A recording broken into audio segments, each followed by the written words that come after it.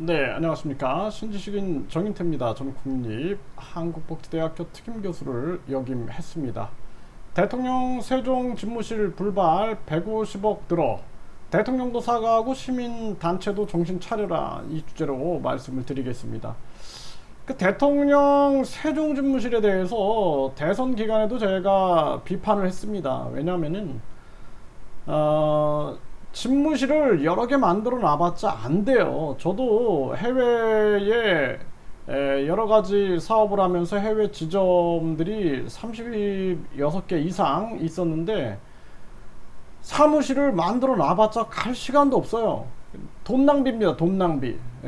그래서 결국에는 대통령 세종 집무실을 신축하면은 150억이 든다라는 거예요. 150억. 그러니까 이거에 대해서 제가 그때도 막 비판을 많이 했습니다. 왜 그걸 또 만드냐. 가끔 가가지고 회의할 거면은 뭐 일주일에 한 번이나 가겠냐. 이게 무슨 몸이 두 개도 아니고 세 개도 아니고 그걸 가지고 국민 세금을 낭비하느냐. 이러한 비판들을 한 적이 있어요. 그런데 지금 이제 지금 보게 되면은 예산 때문에 대통령 세종 집무실 수정안이 나온 거죠. 수정안. 그러니까 지역에서는 반발이 나오고 있다라는 거예요. 대통령 세종 집무실 설치 대국민 약속을 촉구한다, 이런 얘기가 계속 나오는 겁니다. 그래서 인수위원회 때 발표와 달리 정부가 대통령 세종 임시 집무실을 새로 들어서는 세종청사 중앙동에 설치하지 않고 기존 공간을 활용하기로 한 것과 관련해서 지역사회 반발이 거세다라는 거죠. 그러니까 그때 그런 공약을 하면 안 되는 거예요.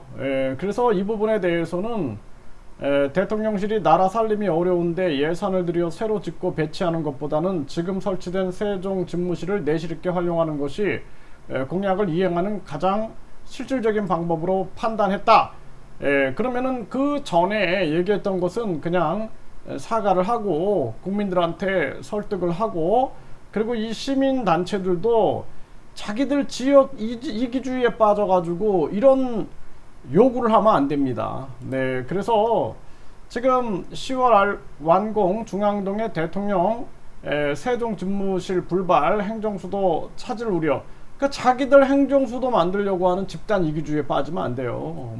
그리고 우리나라 같은 경우에는 세계를 바라본다. 세계를 바라봐가지고 참 안타깝습니다. 지금 우리나라 같은 경우에는 지방 소멸 문제를 해결하기 위해서는 사실상 국민 권익금 제도, 그러니까 기본소득이나 국민 배당금, 국민주, 국민 권익금, GDP 증상 카드, 이런 것들이 필요한 거고, 그렇게 해서 4차 산업혁명을 강화시키면서 우리 인구가 흩어질 수 있게끔 만들어야 되는 거지.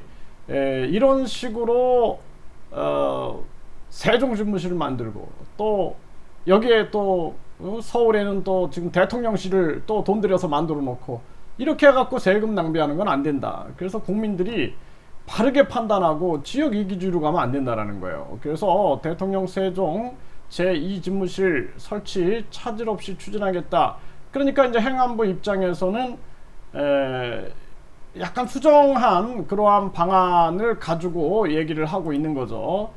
그래서 이 부분에 대해서 대통령이 광화문 시대를 열겠다 했다가 결국에는 용산 시대를 열었단 말이에요. 그럴 때마다 사과를 해야 되는 거고, 또 뿐만 아니라 영부인제를 폐지하겠다 하고 공식적으로 활동하는 거에 대해서도 그것도 사과하고, 그리고 국민을 설득해야 된다. 이게 사과가 나쁜 게 아니에요.